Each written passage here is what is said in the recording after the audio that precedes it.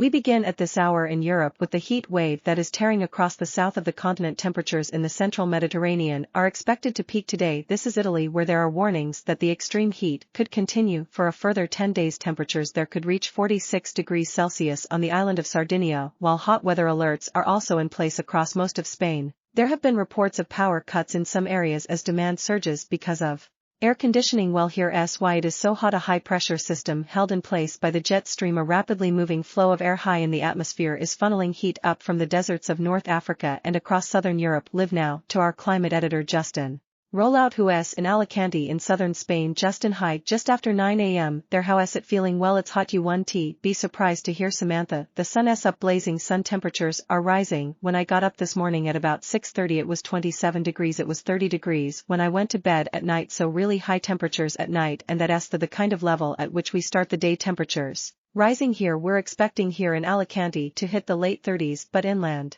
from here where it's drier and therefore hotter it's going to be like 43 maybe 44 degrees Celsius. Spain: in northern Spain yesterday there was a temperature of 47.1 degrees Celsius record. It's a really hot temperatures here. That hot weather that you described just now is going to be moving across southern Europe and into Greece over the course of this week, so really very high temperatures here. They compare, obviously we're looking at record temperatures, but Spain, for example, has seen increasing temperatures over the last few years. Haven T, they certainly have, and behind it all, of course, is the effect of climate change pushing out the temperature extremes. So what climate change gives us is longer heat waves and higher peaks. So some of the temperatures we've been experiencing this week in southern Europe are almost 10 degrees above normal, and that's because the whole distribution of temperatures has described the anticyclone, the high-pressure system over Europe. We've got very similar anticyclones over America and over China as well, so record temperatures in across 3 continents in the northern hemisphere during this incredibly hot summer, and I've got to say we're expecting even hotter temperatures next year. Yeah, Justin, why is that then? What are scientists saying about why higher temperatures next year?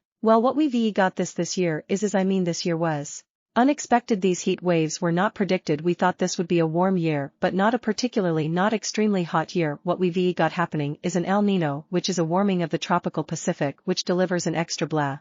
It doesn't sound like much. It's in 0.2 degrees Celsius on average, but enough to push temperatures again a little further into record temperatures that started this year. It's going to peak in October and November and sort of deliver the main heat in 2024. So at the beginning of the year scientists would say, this year will be warm, will be hot, but it's not likely to be exceptional. It's next year they were worried about. Well, we've got an incredibly hot year this year, and as I say, scientists are saying next year is likely to be even hotter. Okay, Justin, go and get some shade. Thank you for now. Well, our reporter Chris Brockman is in Toulouse and gave us an update from there just an hour ago. It was already 23 degrees. This will probably be the Obviously it gets hot in summer, it gets hot down here a lot, but what we're seeing so much more often now is these peaks of 40 degrees on a regular basis, and climatologists who have been studying this region and Bordeaux say that they will have temperatures here equivalent to North Africa, Algeria, Iran and Algiers in less than 20 years' time unless something's done about this climate change, and we're seeing temperatures rising 2 to 3 degrees here. That's what we're talking about